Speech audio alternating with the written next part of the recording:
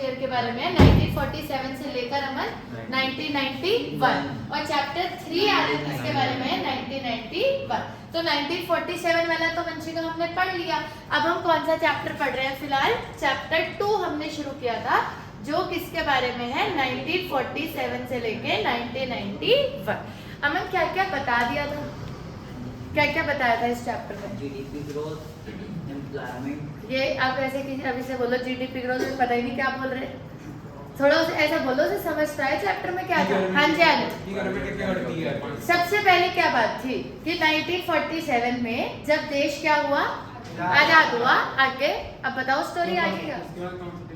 शाबाश। उसके बाद कॉन्स्टिट्यूशन बना, कौन से ईयर में बना, 1950। इम्प्लीमेंट कब से हुआ दीक्षा, 1951। 1951 से कॉन्स्टिट्यूशन क्या हो गया, इम्प्लीमेंट हो गया। किसने बनाया constitution, doctor B R Ambedkar. उन्होंने क्या डिसाइड किया था कॉन्स्टिट्यूशन में कि कितने साल की प्लानिंग होगी, 5 साल की। और जो भी पॉलिटिकल पार्टी सेलेक्ट होगी वो पॉलिटिकल पार्टी तुषार कितने साल काम करेगी, 5 साल। और जब वो 5 साल काम करेगी तो वो एक 5 ईयर प्लान बनाएगी। इसका क्या मतलब है, कोई जवाब है मेरे पास? हाँ, हर 5 साल बाद इलेक्शन होगा। वो 5 ईयर प्लान क्या है, 5 साल में वो क्या क्या चेंजेस करना चाहते हैं। तो उससे रिलेटेड आ रहे हैं वो लोग क्या बनाएंगे, 5 ईयर प्लान बनाएंगे। 5 ईयर प्लान किसके अंडर बनाया जाता है, प्लानिंग कमीशन के अंडर। लेकिन 2015 में प्लानिंग कमीशन का नाम बदल के क्या रख दिया गया था, नीति आयोग रख दिया गया था। और कोई बात बोलो, तुम पढ़ के गए हो, कुछ तो बोलो, पढ़ से तो पढ़ा अभी। और क्या आए नहीं थी, चलो। हाँ भाई, उसके तो 3 तरह की होती है, वो तो बाद में बताया था। एक चीज और बताई थी बीच में, जीडीपी ग्रोथ वाली, क्या थी वो, क्या थे वो, मतलब ऑब्जेक्टिव्स क्या, मतलब कैसे ऑब्जेक्टिव्स, ये तो रहते ही रहते हैं। बाकी जो पॉलिटिकल पार्टीज आएंगी वो अपने हिसाब से और इसमें क्या कर सकती है, आगे चेंजेस नहीं कर सकती। और चेंजेस मॉडिफिकेशन एक ही होता है, आप इसमें चेंजेस नहीं कर सकते हो, ये तो रहेंगे ही रहेंगे। जब हम ये बोल रहे हैं मन कि ये रहेंगे ही रहेंगे, तो चेंजेस की बात कहाँ से आ गई, ये तो रहे, क्या हो गया अब, तो ये तो रहेंगे ही रहेंगे। तो जो पॉलिटिकल पार्टी आएगी वो क्या करेगी, क्या ऐड करेगी,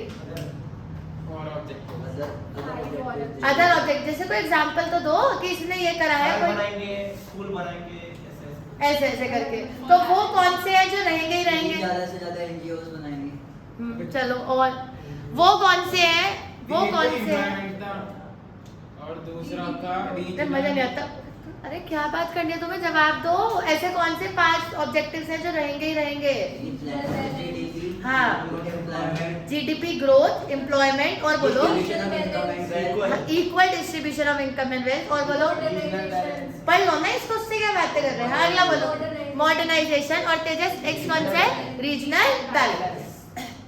आर्यन, ये वो 5 ऑब्जेक्टिव्स हैं जो क्या, थोड़ा लिखते बोलो, बोला करो भाई। बताओ कौन सा चैप्टर चल रहा है वंशिका, चैप्टर 2। कौन से ईयर के बीच में, 1947 से लेकर आर्यन 1991। बोलिए बोलिए, 1947 से लेके, हाँ, स्टोरी को रिपीट करो एक बार, जितना जितना अभी मैंने बोला। बताओ 1947 में इंडिया क्या हुआ, सीधे बैठिएगा बिल्कुल, अटेंशन पे करके, आधा पौना घंटा अभी, उसके बाद अब बोलना जो भी बोलना है। बताओ भाई 1947 में कुणाल ईयर क्या, year of 1947 is an year of independence. आगे की स्टोरी, 1947 में जब इंडिया इंडिपेंडेंट हो गया, उसके बाद 1950 में आर्यन भारत का क्या लिखा गया, कॉन्स्टिट्यूशन लिखा। किसने लिखा, B R Ambedkar, doctor B R Ambedkar ने। 1951 में उस कॉन्स्टिट्यूशन को तुषार क्या कर दिया गया, इम्प्लीमेंट कर दिया गया। क्या मतलब है इम्प्लीमेंट कर दिया गया, लागू कर दिया गया। और इसीलिए हम 26 जनवरी मनाते हैं। 26 जनवरी 1950 में कॉन्स्टिट्यूशन लिखा गया और 1951 से लागू हो गया। जब लागू हुआ तो 1951 में पहली बार इंडिया में इलेक्शन हुआ, जिसमें सबसे पहले प्राइम मिनिस्टर कौन बने, पंडित जवाहरलाल नेहरू। कांग्रेस पार्टी जीती। अब कांग्रेस पार्टी जीती और 1951 में प्रणब कांग्रेस पार्टी जीती और पहला जो प्राइम मिनिस्टर बने वो बने पंडित जवाहरलाल नेहरू। ये डिसाइड किया गया प्रणब कि इंडिया में हर 5-5 साल के बाद दीक्षा इलेक्शन हुआ करेगा और 5 जो भी पार्टी जीतेगी वो 5 साल का प्लान बनाएगी। इसीलिए इस चैप्टर का नाम रख दिया गया है 5 ईयर प्लान, कि जो भी पॉलिटिकल पार्टी जीतेगी वो कितने साल का प्लान बनाएगी, 5 साल का प्लान बनाएगी। 5 साल बाद हर हिंदुस्तान में दोबारा इलेक्शन होंगे, दोबारा पॉलिटिकल पार्टी का संगठन किया जाएगा। क्लियर है, ये डिसाइड हुआ। प्लानिंग कमीशन को 2015 में नाम बदलकर क्या कर दिया गया, नीति आयोग कर दिया गया। ये भी डिसाइड किया गया प्रणव कि चाहे 5-5 साल के बाद वोटिंग होगी, लेकिन 5 ऐसे ऑब्जेक्टिव होंगे, आर्यन सीधे बैठिए, 5 ऐसे ऑब्जेक्टिव होंगे जो 5 ईयर प्लान में प्रणव रहेंगे ही रहेंगे, जब तक, जो इन्होंने में से किसी ने बोला ही नहीं जो पढ़ के गए थे, जब तक इंडिया क्या से क्या नहीं हो जाता, डेवलपिंग से डेवलप नहीं हो जाता। ये 5 ऑब्जेक्टिव्स तो 5 ईयर प्लान में रहेंगे ही रहेंगे। Number 1 GDP growth. GDP growth. हर गवर्नमेंट किसके लिए कोशिश करेगी आर्यन, की जीडीपी को बढ़ाना है। नंबर 2 तुषार आए थे, हाँ नंबर 2 भैया एम्प्लॉयमेंट। और एम्प्लॉयमेंट अलग से क्यों लिखा था, क्योंकि एम्प्लॉयमेंट से बहुत सारी प्रॉब्लम्स क्या हो जाती है, सॉल्व हो जाती है, हाँ सारी सॉल्व हो जाती है। Number 3 is equal distribution of Radhika income and wealth, कि रिच लोगों से आर्यन गवर्नमेंट पैसा क्या करेगी, इकट्ठा करेगी और पुअर लोगों को सब्सिडी की फॉर्म में देगी। नंबर 4 रीजनल बैलेंस, कि ऐसा नहीं होना चाहिए कि एक रीजन डेवलप है और एक रीजन डेवलप नहीं है, तो गवर्नमेंट प्रणव इस चीज की कोशिश करेगी कि every region should be equally develop. Diksha number 5 modernisation, कि जो भी चीज लेटेस्ट आएगी तो गवर्नमेंट का यही रहेगा कि उसको तुरंत अडॉप्ट किया जाए अपनी कंट्री में, और हमारा कंट्री आर्यन हमेशा अप टू डेट रहे, हमेशा मॉडर्न रहे। क्लियर है राधिका? अच्छा, उसके बाद इकोनॉमी 3 तरीके की होती है, कैपिटलिस्टिक, सोशलिस्टिक, मिक्स। तीनों में फर्क बताओ जल्दी। सोशलिस्टिक होती है जो पूरा गवर्नमेंट हैंडल करती है, कैपिटलिस्टिक होती है जो थोड़ा तेज बोलो, हाँ आगे आगे को करती है, हाँ। और वो मिक्स होती है जो दोनों मिलके। शाबाश। तो इंडिया को क्या बनाया गया, इंडिया को मिक्स। ये डिसाइड किया गया 1951 में कि India will be mixed economy. वैसे 3 होती है, कैपिटलिस्टिक, सोशलिस्टिक, मिक्स। तो हमारे पास चॉइस थी अमन, तो हमने कौन सी वाली चूज करी, मिक्स्ड वाली, कि इंडिया में प्राइवेट सेक्टर भी होगा और गवर्नमेंट सेक्टर भी होगा। ऐसा भी कॉन्स्टिट्यूशन के अंदर आ रहा है, डिसाइड किया गया। अब तक हमने ये चैप्टर इतना ही पढ़ा है, आगे बढ़ते हैं। तो 1947 की बात हो गई, 1950 की भी बात हो गई। अब 1951 में जो पहली पॉलिटिकल पार्टी इलेक्ट हुई वो कब तक रही होगी, 56 तक रही होगी। भाई अपने आप जाग जाना, हम तुम्हें ना जगाएंगे। अब तुम अपने आप 12th में हो, अपने आप जागो, अपने आप पढ़ो। बताइए 1951 में तेजस जब इलेक्शन हुए होंगे तो पॉलिटिकल पार्टी वंशिका कब तक रही होगी, 1956 तक। इसके बाद 5-5 साल के पीरियड में आती रही, और जब इंदिरा गांधी वाला एक सिनेरियो बन गया था तो उस साल इलेक्शन नहीं हुए थे, जबकि होने थे, तो 1 साल का क्या हो गया था, गैप हो गया था। तो ऐसे करके हम ईयर्स को याद करेंगे बाद में। बीच में एक बार वर्ल्ड वॉर भी हो गया था, तो वो भी इलेक्शन का टाइम नहीं था, इसलिए 2 साल का गैप और बीच में आ गया था। अभी जो आप मुझे बताओ कि लेटेस्ट 5 ईयर प्लान कौन सा चल रहा है, अभी लेटेस्ट इलेक्शन कब हुए हैं और सरकार कब तक रहेगी, 2019 में हुए थे, तो कब तक रहेगी अब, 19, 20, 21, 22, ठीक है।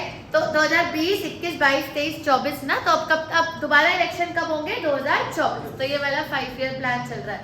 अच्छा जी, सबसे बड़ी चीज कि 5-5 साल के बाद पॉलिटिकल पार्टीज आती गई, काम चलता रहा, लेकिन 1991 तक ही क्यों है कुणाल चैप्टर, इससे पूरा ऐसे 2021 तक क्यों नहीं है भाई? इकोनॉमिक क्राइसिस आए थे 1991 में, इकोनॉमी क्या हो गया था, रिसेशन हो गया था। तो हमें ये पढ़ना है कि 1951 से लेकर 1991 तक इंडिया में किन किन सेक्टर्स में क्या क्या हुआ।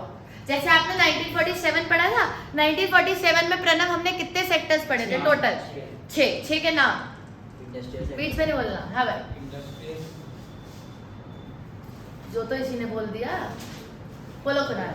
एग्रीकल्चर, इंडस्ट्री, फॉरेन ट्रेड और डेमोग्राफिक फीचर्स, इंफ्रास्ट्रक्चर और ऑक्यूपेशनल स्ट्रक्चर। ठीक है जी, तो 6 बड़े थे। अब यहाँ पे हमें ये पढ़ना है तनीषा कि 1951 से लेकर 1991 कितने साल हो गए टोटल, लगभग 40 साल। ठीक है, it is a period of around 40 years. तो 40 साल में इंडिया में क्या क्या हुआ, किस किस सेक्टर में क्या क्या हुआ। अब सबसे इंटरेस्टिंग बात क्या है, मतलब मैं बिल्कुल लॉजिकल आपको पढ़ा रही हूँ कि ये चैप्टर तुषार काफी छोटा है। अब दीदी 40 साल का पीरियड है और आप कह रहे हो कि चैप्टर बहुत छोटा है। चैप्टर इसलिए छोटा है क्योंकि इंडिया में 40 साल में कुछ ज्यादा हुआ ही नहीं था। अगर 40 साल में कुछ ज्यादा हुआ होता तो दीक्षा ऑब्वियस सी बात है कि 1991 में रिसेशन आता ही ना, है ना। 1991 में प्रणव रिसेशन क्यों आया होगा? क्योंकि 40 साल के पीरियड में कंट्री में कुछ हुआ, मतलब कुछ ज्यादा खास नहीं हुआ। तो अगर मैं आपको पढ़ाऊं तो मोटा मोटा 3 सेक्टर्स के अंदर ही काम हुआ था। सबसे पहला काम कौन से सेक्टर के अंदर हुआ? एग्रीकल्चर। वो तो भाई होना ही था क्योंकि एग्रीकल्चर जो था वो इंडिया का कैसा ऑक्यूपेशन था? कहाँ घूम रहे थे? कैसा ऑक्यूपेशन था बोलो? प्राइमरी, मेन, कुछ भी बोल सकते हो। तो एग्रीकल्चर जो था वो इंडिया में कैसा ऑक्यूपेशन था दीक्षा? मेन ऑक्यूपेशन था। तो एक तो एग्रीकल्चर सेक्टर में गवर्नमेंट ने काम किया, दूसरा थोड़ा बहुत काम इंडस्ट्रियल सेक्टर में हुआ और तीसरा कुछ काम फॉरेन ट्रेड में हुआ और किसी सेक्टर में कुछ भी नहीं हुआ। मतलब जब हम 1991 में पहुंचे तो वी रियलाइज कि इंफ्रास्ट्रक्चर में कुछ डेवलपमेंट 40 साल में हुआ ही नहीं था। जो रोड तब थी वही अब थी, रेलवे भी वैसा का वैसा ही था, ऑक्यूपेशनल स्ट्रक्चर, डेमोग्राफिक फीचर्स, इन सब चीजों पे कोई काम नहीं हुआ था। और इन पे भी जो काम हुआ था वो मुश्किल से 2-2, 3-3 चीजें, ऐसा कुछ खास नहीं हुआ था। मतलब ऐसा कुछ नहीं है कि मुझे पढ़ाने में 3-4 दिन लगेंगे, अगर हम चाहे तो 2 दिन में हम पढ़ लेंगे कि क्या क्या हुआ था। तो इतना कुछ भी नहीं हुआ था। अगर हम स्टार्ट करें एग्रीकल्चर सेक्टर से, तो एग्रीकल्चर सेक्टर के अंदर 3 काम करे गए। सबसे पहला, गवर्नमेंट ने दीक्षा एग्रीकल्चर सेक्टर में कुछ क्या बनाए? रिफॉर्म्स। जो आप पढ़ रहे हो ना, थोड़ा उसको एक्टिवली पढ़ा करो कि मैं क्या पढ़ रहा हूँ। मैं चैप्टर पढ़ रहा हूँ जो 1947 से लेकर 1991 की बात कर रहा है, जिसमें कॉन्स्टिट्यूशन कब लिखा गया है? 1950। इम्प्लीमेंट कब करा गया प्रणव? 51 के बाद क्राइसिस कब आया बच्ची का? 91। तो कितने साल का पीरियड हो गया राधिका? 40 साल में जो जो देश में हुआ है वो हम इस चैप्टर के अंदर पढ़ रहे हैं। ये चैप्टर है। पहले ये तो बताओ कि चैप्टर में पढ़ क्या रहे हैं। अब एग्रीकल्चर सेक्टर में क्या क्या हुआ है? तो मोटा मोटा एग्रीकल्चर सेक्टर में 3 चीजें हुई है। सबसे पहला आ रहा है रिफॉर्म्स आए थे, सरकार ने कुछ क्या बनाए थे? रिफॉर्म्स। एक बहुत ही बड़ी चीज आई थी, शायद आपने कभी 9th-10th में पढ़ी, ग्रीन रिवॉल्यूशन आया 80s के पीरियड में। ये भी काफी बड़ा रिवॉल्यूशन था। और तीसरा, गवर्नमेंट का जोर पूरी तरीके से किसके ऊपर था? सब। तो ये 3 ही काम सरकार ने करे। तो एक एक करके हम तीनों को पढ़ लेंगे। लेकिन आप पहले ये बताओ कि रिफॉर्म्स क्या होते हैं? बदलाव। तो सरकार ने एग्रीकल्चर सेक्टर में कुछ क्या करे? बदलाव करे। दूसरा क्या बनाया? Green revolution. और तीसरा, गवर्नमेंट ने सब्सिडी का कॉन्सेप्ट लॉन्च किया। तो ये हमें कौन से सेक्टर के अंदर पढ़ना है? एग्रीकल्चर। अगर हम बात करें इंडस्ट्रियल सेक्टर की, पहले देख लेते हैं क्या क्या पढ़ना है। इंडस्ट्रियल सेक्टर के अंदर सिर्फ मात्र 2 ही काम करे गए। सबसे पहला, एक तो एक एक्ट बनाया गया IPR 1956 के नाम से, इसके अंदर क्या था वो हम पढ़ेंगे। और दूसरा काम आगे ये करा गया कि जो SSIs होती है, आप 11th में पढ़ के भी आए हो, what is SSI? Small scale. उनके लिए भी गवर्नमेंट ने कुछ अलग से काम किया था। और अगर हम बात करें फॉरेन ट्रेड की, तो फॉरेन ट्रेड में सरकार ने सिर्फ एक ही काम किया था, जिसका नाम था इंपोर्ट सब्स्टिट्यूशन, जिसे आज के टाइम पे आप किस नाम से जानते हो? इंपोर्ट सब्स्टिट्यूशन को आज के टाइम पे हम किस नाम से जानते हैं? मेक इन इंडिया, है ना। मेक इन इंडिया, सब इंडिया में बनाओ। तो फॉरेन ट्रेड में एक ये काम करा। तो टोटल गिन लो, हमारे पास टोटल कितने टॉपिक है पढ़ने के लिए? 6। तो एग्रीकल्चर सेक्टर में 3 काम हुए, इंडस्ट्रियल में 2 और फॉरेन ट्रेड में तो 1 ही काम हुआ। तो 40 साल में देश में सिर्फ 6 ही काम हुए। तो 1991 में क्राइसिस तो आने ही थे, एक ऑब्वियस सी बात है। तो यही 6 टॉपिक आपको डिटेल में पढ़ने हैं। इसको फटाफट से कर लो नोट और पहली हेडिंग डालो एग्रीकल्चर सेक्टर। और सबसे पहले आएंगे हर्ष एग्रीकल्चर सेक्टर के रिफॉर्म्स। ठीक है जी। तो सबसे पहले पढ़ेंगे एग्रीकल्चर सेक्टर के reforms. Be quick. System Pranav, maximum बनाओ line, maximum amount of land was decided which can be held by a single farmer। चलो अब देख के बता दो आर्यन क्या लिखा है। भाई बोल दो, किसी दिन ऐसा ना हो मैं सबको घर ही भेज दूं। जल्दी जल्दी बोलो, बताओ। Maximum amount of land which one farmer can hold was already decided by the government ने डिसाइड कर दिया था प्रणव कि हर फार्मर इतना ही Tushar maximum number of land hold कर सकता है इफ द लैंड एक्सीड्स, बनाइए लैंग्वेज आगे, बोला करो, पार्टिसिपेट करो, क्या लिखूं आगे मैं, Then it will be बोलो यार, Exceed हाँ थोड़ा कोशिश करेंगे तभी तो बनेगी, चुप बैठने से क्या होगा, Government or sell the land. हाँ वो लैंड किसके पास चला जाएगा, गवर्नमेंट के पास। तो if the land exceeds, Radhika लिखना नहीं है क्लास के बीच में, फार्मर हैज टू सरेंडर, बोलिए Kunal, farmer has to surrender it to the government. Farmer वो लैंड किसको सरेंडर कर देगा, हर्ष, गवर्नमेंट। और गवर्नमेंट क्या करेगी, बोलो, बोला करो, मैं थोड़ी बोल, मैं, तुम भी तो कुछ बोलो, government Given to the given to the, government ही चली जाएगी, गवर्नमेंट विल डिस्ट्रीब्यूट, क्या करो, कह रहे थे तभी तो हमने बोलते हैं बस, क्या करो, government will distribute the land to poor farmers, government will be given to, सरकार गरीब फार्मरों में बांट दी जाएगी, है ना, टुकड़े टुकड़े करके। हाँ भाई, सिस्टम का नाम आर्यन क्या था, सिस्टम का नाम बोलिए आर्यन, लैंड सीलिंग सिस्टम, क्या था लैंड सीलिंग सिस्टम, तीसरी बार हो रहा है, अब एनर्जी से बोलना, बताओ, the maximum number of land, the maximum amount of land was decided which can be hold by a single farmer, एक फार्मर कितना लैंड होल्ड कर सकता है, ये प्री डिसाइडेड था। अगर किसी के पास उससे एक्सेस लैंड है तो प्रणव वो लैंड किसे सरेंडर हो जाएगी, गवर्नमेंट, और गवर्नमेंट उसे पुअर फार्मर्स में बांट देगी, आगे समझ में, हाँ, और गवर्नमेंट बढ़ जाएगी। चलो दूसरा रिफॉर्म भाई, थोड़ा ना एनर्जी पॉजिटिविटी से पढ़ा करो, नहीं तो सभी सोने लग जाएंगे। बोलो दूसरा रिफॉर्म प्रणव क्या लिखा है, कंसोलिडेशन ऑफ लैंड होल्डिंग्स। चलो पढ़ के बताओ किससे रिलेटेड है, सोच के बोलो। लैंड होल्डर था।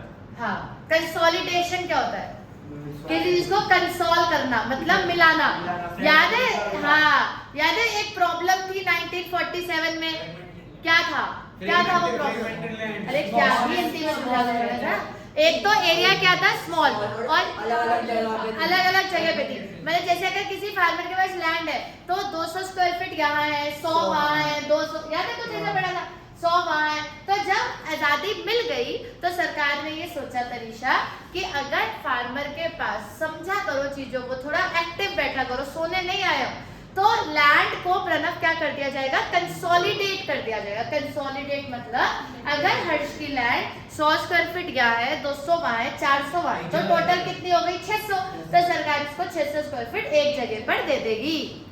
ये अच्छा रिफॉर्म है या बुरा रिफॉर्म? इससे वो जो प्रॉब्लम थी स्मॉल एंड फ्रेगमेंटेड लैंड वाली, वो तुषार क्या हो जाएगी, सॉल्व।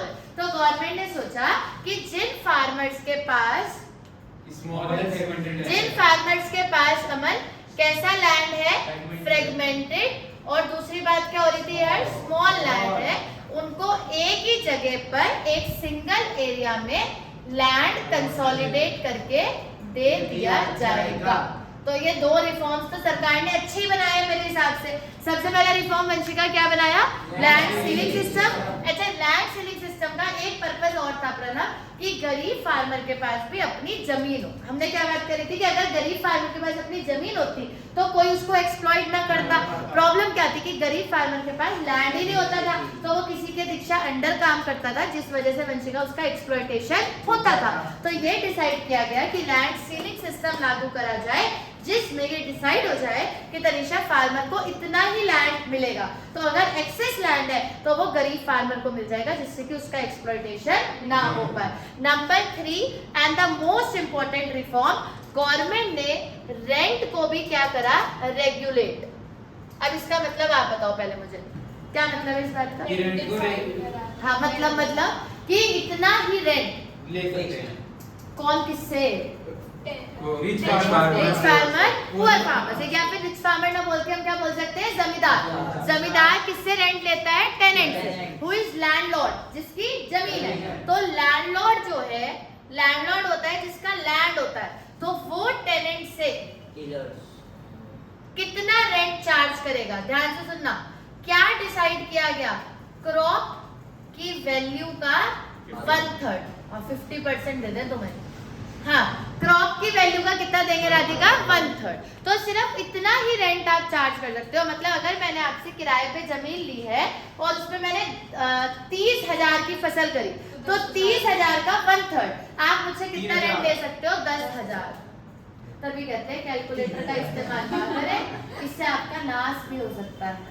ठीक है, चलो दीदी और जो क्रॉप मतलब कम होगी जिसकी, हाँ तो कम रेंट देगा वो। ये तभी तो भाई कोई मान लो किसी कोई फार्मर है, ये ऐसा क्यों करा गया, इसके पीछे का रीजन सोचो तरीका। जैसे कई बार होता है कि बाढ़ आ गई, फसल खराब हो गई। अगर फसल खराब हो गई तो आपका value of crop Tushar automatically कम हो गया, तो आपको रेंट भी क्या पे करना पड़ेगा? कम। एक्सप्लॉयटेशन खत्म। अगर आपका वैल्यू ऑफ क्रॉप ज्यादा है, भाई ज्यादा बनाए तो किराया ज्यादा दो, कम बनाए तो किराया भी कम होगा, क्योंकि आप अपने वैल्यू ऑफ क्रॉप का 1/3 से ज्यादा किराया कोई भी लैंडलॉर्ड आपसे चार्ज नहीं कर सकता। ये सरकार का रूल था। क्योंकि पहले क्या होता था, जो लैंडलॉर्ड्स होते थे कोई रूल तो था नहीं, तो वो जो मन में आता था वो रेंट चार्ज करते थे। याद है आपने ये भी पढ़ा था कि उनसे दीक्षा रेंट भी चार्ज करते थे, क्रॉप भी ले लेते थे, बहुत एक्सप्लॉइट करते थे। तो अभी रूल बना दिया गया है कि 1/3 से ज्यादा रेंट चार्ज नहीं किया जाएगा।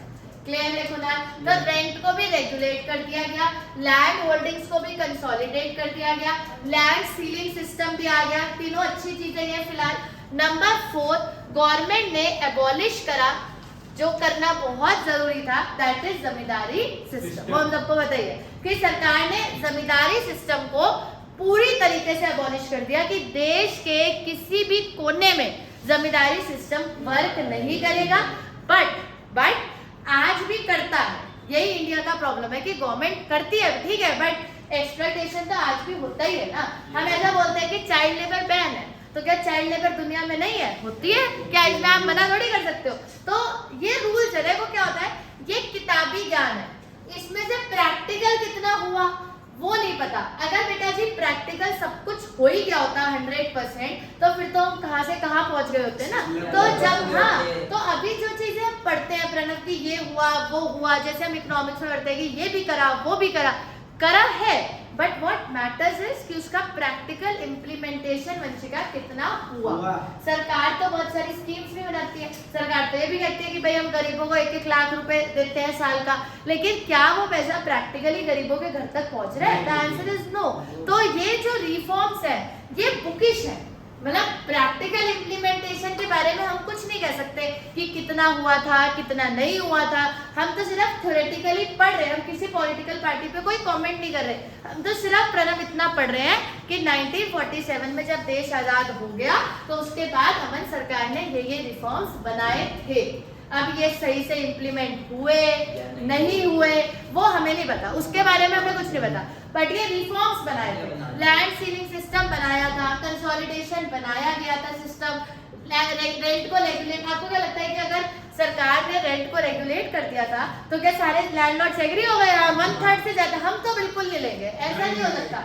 उसके बाद भी ऐसा एक्सप्लॉयटेशन तो हो ही रहा था, बट ऑन पेपर्स रिफॉर्म्स को अमल बना दिया गया था और जमींदारी सिस्टम को भी क्या कर दिया गया था?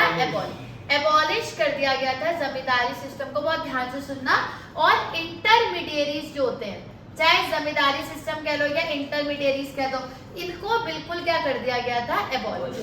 कहने का मतलब ये है कि जो फार्मर है वो डायरेक्टली आर्यन किसके साथ जुड़ेगा? गवर्नमेंट के साथ। बीच में कोई भी मिडलमैन नहीं आएगा, क्योंकि जब मिडलमैन चाहते हैं तो ये लोग मिडलमैन फार्मर्स को क्या करने की कोशिश करते हैं। कई बार जैसे बड़ी छोटी सी बात है, जैसे फार्मर ने कुछ उगा लिया तो मिडलमैन उन्हें डराने की कोशिश करते हैं कि यार तुम हमें कम रेट में बेच देते हैं तो खराब हो जाएगी फसल। तो कई बार ऐसा भी होता है, बहुत कुछ होता है, होता बहुत कुछ है। तो इसलिए गवर्नमेंट ये चाहती है कि फार्मर्स डायरेक्टली आज किसके टच में रहे? गवर्नमेंट। आपको क्रॉप बना के बेचना है तो सीधा गवर्नमेंट को बेचो। इसीलिए गवर्नमेंट की अपनी मंडी भी है। आप गवर्नमेंट मंडी में आओ और अपना जितना भी अनाज जो भी आपने बनाया वो सीधा किसको सेल करो? तनीषा, गवर्नमेंट। और गवर्नमेंट आपको फेयर प्राइस देगा, है। आपको मिडलमैन के चक्कर में पड़ने की बिल्कुल भी जरूरत नहीं है। ये रिफॉर्म भी 1947 के बाद बनाया गया। क्लियर है सारे रिफॉर्म्स? चलो फिर बताइए प्रणव, सबसे पहला रिफॉर्म। चलो आप बोलोगे प्रणव, अब बीच में कोई नहीं, अब उसे बोलने दो। हाँ भाई, पहला रिफॉर्म लैंड सीलिंग सिस्टम क्या था? अपनी भाषा में बता दो तुम। जिन पे ज्यादा लैंड होता था वो किसी पे ज्यादा नहीं, किसी पे कम नहीं। गवर्नमेंट ने क्या डिसाइड किया? सिस्टम बनाया। क्या डिसाइड हुआ सिस्टम में? मैक्सिमम अमाउंट ओनर जो होगा लैंड वो रिच से लेके पुअर में दे देंगे। जब तुम्हें तुम्हारे दोस्तों को ही नहीं बात समझ आई तो मुझे कहाँ से आ गई उनको? बताओ मत, बताओ लैंड सीलिंग सिस्टम। तुम्हें क्यों नींद आ रही है आज? हाँ बताओ लैंड सीलिंग सिस्टम बताओ। हो गया जॉब खत्म हो गया, आता है तुम्हें कि नहीं? हाँ बोलो। दीदी गवर्नमेंट ने फिक्स कर दिया था कि जिसके पास 2000 स्क्वायर फीट से ज्यादा है। एरिया नहीं है वो, एग्जाम्पल था। सब मिला दो। चलो हाँ बोलो दीक्षा। जिसके पास ज्यादा लैंड है वो गवर्नमेंट उससे लेकर पुअर फार्मर्स को। चलो और कुछ इसमें ऐड कर सकते हैं? अच्छे से बताना क्या था land ceiling. Maximum amount fix किया था। हाँ जिनके पास वेरी गुड, थोड़ा तेज बोलो फिर। गवर्नमेंट ने एक maximum maximum amount of land fix किया था। डिसाइड डिसाइड हाँ आगे बोलो। तो जिन पे ज्यादा होगी उससे उनसे वो सरेंडर कर देंगे गवर्नमेंट को, फिर गवर्नमेंट वो डिस्ट्रीब्यूट कर देगी सब्सिडी। हाँ पुअर फार्मर्स को सब्सिडी नहीं आई बीच में, सब्सिडी कहाँ से आ गई? ये बोला सब्सिडी। हाँ, तो छोड़ो उसको, तुम अपनी बात गवर्नमेंट बोलो। डिस्ट्रीब्यूट कर देगी पुअर फार्मर्स को। अगला रिफॉर्म बोलो। Consolidation- सुन लो बाबू, नहीं तो कोई कुछ नहीं कर पाएगा। मैं भी कुछ नहीं कर सकती, मैं तो पढ़ाई सकती हूँ। कंसोलिडेशन ऑफ क्या है कंसोलिडेशन ऑफ लैंड होल्डिंग? जिनके पास छोटी छोटी मतलब हर जगह छोटी छोटी लैंड है तो गवर्नमेंट उसे एक ही जगह पे कंसोलिडेट करके एक ही जगह पे एक बड़ा एरिया दे देगी। तीसरा क्या है? रेंट को रेगुलेट करना, कि कोई भी लैंडलॉर्ड टेनेंट से वैल्यू ऑफ क्रॉप का 1/3 से ज्यादा रेंट चार्ज नहीं कर सकता। और एबॉलिश कर दिया गया जमींदारी सिस्टम को, कि फार्मर्स और गवर्नमेंट के बीच में कोई भी मिडलमैन नहीं आएगा। क्लियर है? नोट करिए। क्लास में बेटा जी सुन लिया, अगर बात करो। अभी तो तुम 10-12 बच्चे हो, तुम्हें 100 में बिठा देंगे तो तुम फेल हो जाओगे।